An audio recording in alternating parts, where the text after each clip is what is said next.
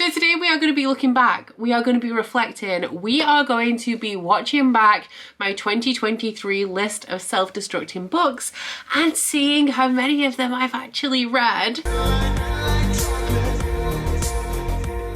I am a little bit ashamed to say that I don't think I've even breathed near any of these books since they have been on this list. And I think my mistake is that if you remember a couple of years ago, I had a vlog series that was called the Unhaul Project, where I had a TBR cart that I put books that I was less interested on with the idea to select them specifically when I was making those vlogs and reading them then. So I've put all of last year's self-destructing books on this cart, but because I don't do the Unhaul Project anymore, I don't look at the Unhaul cart at all. I feel like there are a few that I'm going to be sad to see them go because my main reason for putting them on last year was to push me to actually pick them up, and I haven't done that. So if you guys are actually unfamiliar with the concept of self-destructing books, I think the next sit down video you're going to see from me is my 6th round of self-destructing books, and it is a video that I made years ago, like a video concept I made years ago, where for me, I need time to come to terms with some things. Like, I know that the majority of the books that I have, I'm potentially not going to enjoy, and I know that I have a lot of books on my shelves that I'm potentially not as interested in as I once was, but I still want to give them a try. I'm a never say never kind of girl, you know? Like, I can't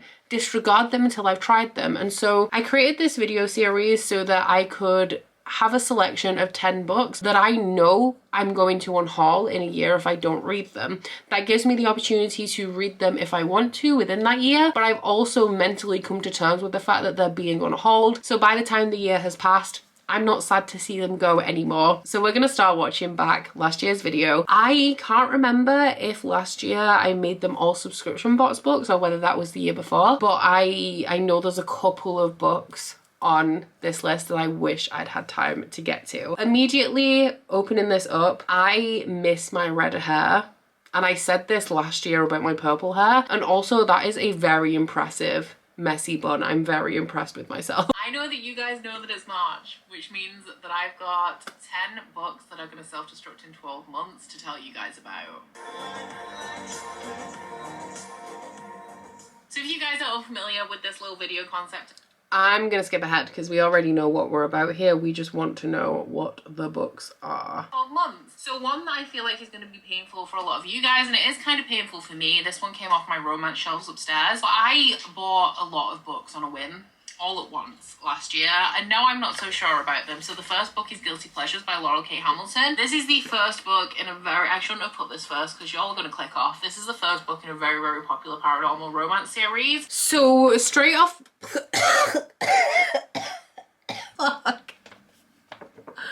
Wow, I'm allergic to dust. Like, I'm not playing as well. I'm seriously allergic to dust, so that was an issue. But let me tell you that you guys are more upset about this than me. I have noticed that when I say I don't want to read a book, it's the paranormal girlies that fight me. Like, you guys do not let it go. I've had so many comments since I put this book on this list saying like, oh, like, I think that you'll really like this because it's not paranormal romance, it's urban fantasy. I don't like urban fantasy either, guys. I don't like it. I've also had lots of comments saying the first 5 books are really good and then like you don't need to read it past that. I'm not starting a series that I'm not going to enjoy past the first 5 books.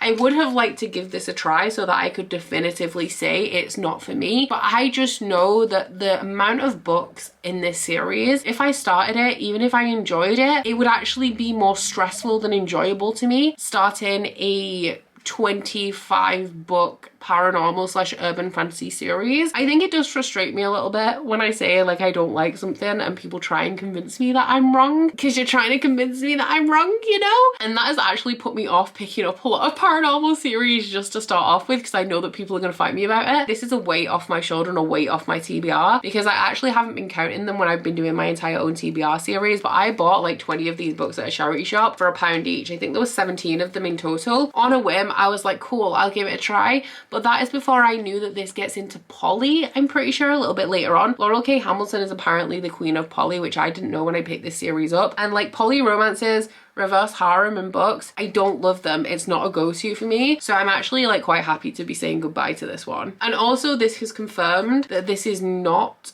a video that is entirely subscription box books. So I'm intrigued because now I'm not actually sure what is on this list. Another one of my old trusty dusty paperbacks is Cloud Atlas by David Mitchell. Picked this up secondhand many years ago because there's a movie based on it, and I used to read books that had been adapted into movies because I used to be... I'm a little bit sad about this. So this one is a book that I've had for a very long time. Probably one of the first books that I bought when I was starting my collection, when I think I mainly started collecting books when I was about 18. And I'm still sad that I haven't given David Mitchell a try, actually. And I'm even more sad now because I was recently on a live show on Joanna's channel from Joanna Reads. She does a series, like a discussion series called Why Read, and I was on a recent episode with Gavin, and she actually mentioned that she has read The Bone Clocks by David Mitchell and really loved it, which reignited my interest because I don't think I've ever really seen anybody read David Mitchell, and I think he's like a mishmash of genres with like magical realism, sci-fi, literary fiction all blended into one. And that kind of just reignited my interest. And I'm pretty sure that I say in this video that if I unhaul Cloud Atlas, I'm also going to unhaul the rest of David Mitchell's books that I have. I think I have 2 others because I'm just not picking them up. And to be honest,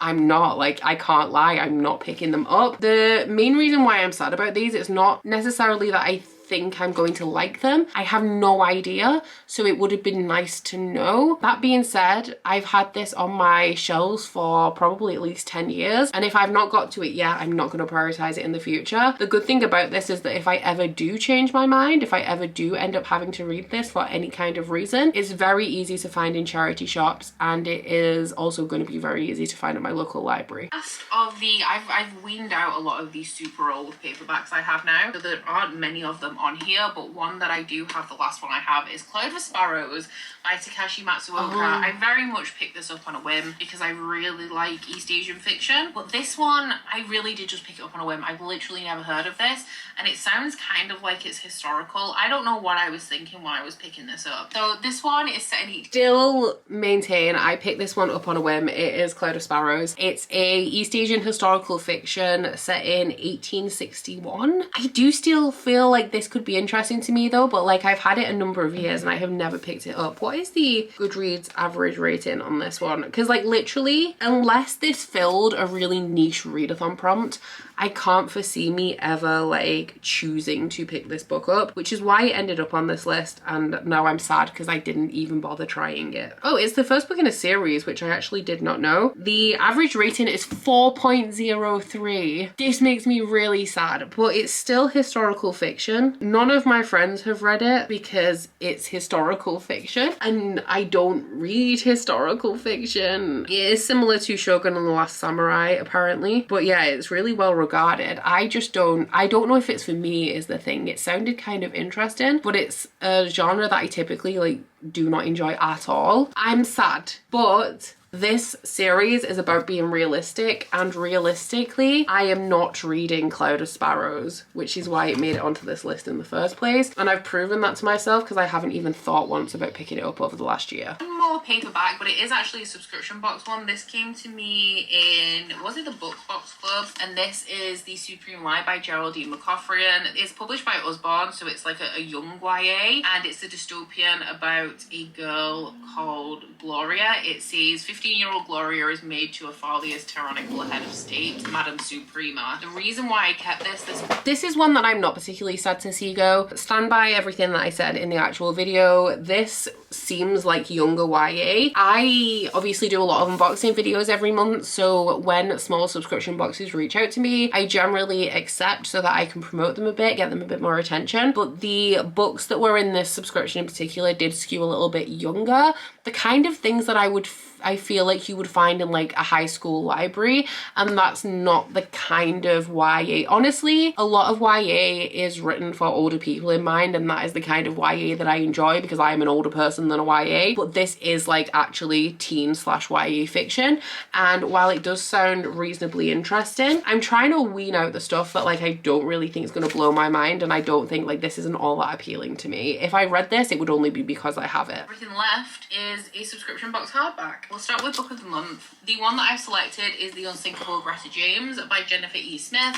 This is one of the ones that I do still think that I have potential to like, but it's definitely one of the wild cards. I kept this because I have a vague interest in the synopsis, but it's a contemporary fiction, so it's very much outside of my usual comfort zone. And this is about, I think if I remember correctly, it's about a young woman whose mother has died. Yeah, she's an indie mutant. I think that this is one that, while I have no real interest in picking it up, while I only have it because it's a book of the month book, back when I repped for book of the month, they would send all of their monthly picks. I do think that this is one that I still have potential to enjoy, because while I don't read a ton of contemporary fiction, I throw in little bits of contemporary fiction, non-fiction, thrillers and mysteries from time to time, just to spice up my reading a little bit. And I do tend to enjoy books when I do throw them in like that. I don't think this will necessarily be particularly life-changing. I haven't really heard anybody talk about this, but I do think that it would have been an interesting read, if nothing else, to be a palate cleanser. So once again, I'm also sad I didn't get to this one. In terms of Illumicrate, the first one I picked up was from the shelf over in that back corner, which is the Guinevere. I think that I remember how I selected the books for this one. I think I chose one book from every book case I have. I think that's what I did. The reason why this is on here is because it's Kiersten White. The only reason that I still have it is because it is a Illumicrate edition and it's absolutely gorgeous. But this is Illumicrate, right? I'm sure. Yeah, I don't like Kiersten White very much. I've read one book by Kiersten White, but the impression that I get from the one book that I read, and also Kiersten White's synopses, is that she writes very enjoyable, fast-paced action, kind of almost popcorn reads YA, where like they'll be fine to read, they'll be an okay time to read, but I don't think that she deals with anything in the kind of depth that I enjoy from fantasy, and for that reason I don't feel like she's an author for me. Generally, everybody I've heard talk about Kiersten White has very ambivalent feelings. They're like, yeah, I read this book, it was fine, I liked it. I don't really think I've heard anybody say Kiersten White wrote my favorite book. And this one, I know I've definitely heard that people don't like it. What's the average rating on Goodreads? I'm pretty sure that it's quite low for this one. And it also seems to be quite fast paced, which, as we know, is a complete turn off for me. 3.76, so not too bad, but I feel like I've outgrown prioritizing this kind of book. The other Illumicrate one is The Bone Houses by Emily Lloyd-Jones. This one is this is set in Wales, and this is, yeah, Emily Lloyd-Jones keeps writing books that are set in Wales when she is not Welsh herself, and I have heard from a Welsh reviewer that like the representation, like the actual Welsh in here, wasn't good. So that I do maintain that I still heard from that Welsh reviewer that the Welsh representation in this book is not good. But in the comments of, I think it was this video, I heard that a lot of you really liked The Bone Houses. I am going to be honest, I'm not overly sad that I'm unhauling this. It's one of those that I look at and I'm like, yeah, I should probably read that at some point, but do I want to? Not really. If I was mood reading, I would never be picking up The Bone Houses, I can tell you that for like 100. And yeah, maybe I'm potentially missing out on a decent book, but I also think I have a lot more decent books that I want to get to a lot more than this one. I do also have more Emily Lloyd-Jones that I'm also, I think one of the Illumicrate books last year maybe was an Emily Lloyd-Jones, and I gotta say I'm not like particularly excited to get to that as well, but I have also heard good things about it. I just don't find her synopses, I feel, to be the most exciting. We're at 7 now, so we got 3 left. I think I definitely know what one of them is, maybe the other 2 as well, we'll see. We'll do fairly. We have Defy the Night by Bridget Camera. I have heard good things about this, it's just Bridget Camera books don't appeal to me. I think in terms of writing style, because she is a YA author, I believe that her writing skews more young to middle YA than I still agree with what I say here. I do feel like Bridget Camera's writing style is younger than I typically read, but I will also say that I have nothing to base that on aside from assumption. I have a feeling that Bridget Camera isn't for me. I haven't read a synopsis of a Bridget Camera book and been like, I'm going to love this. The general feeling I get when people talk about Bridget Camera is that Bridget Camera is not for me. But then I have also heard glowing reviews from you guys in the comments, especially for A Curse So Dark and Lonely, but also for Defy the Night. So I'm kind of sad to be letting this go. I do feel like a lot of these though is more like, I have a feeling I won't like this, but you guys have rated it highly, so I'm tempted to give it a try, but not because I want to. And I have noticed about myself, if I don't want to do something, if I'm doing something solely because of somebody else or on somebody else's behalf, I'm I'm not gonna do it. I'm not gonna do it. So it would take a long time for me to get around to this one, and I don't really feel like it's gonna happen. Still kind of sad to let that one go though. I feel like as I'm doing these videos more and more, we're getting more into books where I'm like, okay, yeah, like I wanted to try them. I didn't think necessarily, it's not one that I'm like, I really want to read this book, but they are all ones where I wanted to at least sample them before I let them go. And obviously at this point I haven't done that. It's the rules of the challenge. The point is to, if I really care about them, I will sample them, and I apparently don't care about them enough to do that. Well, for the Illumicrate books, the first one we have is Havenfall by Sarah Holland. This one is based on the fact that I didn't like her other book. What is it?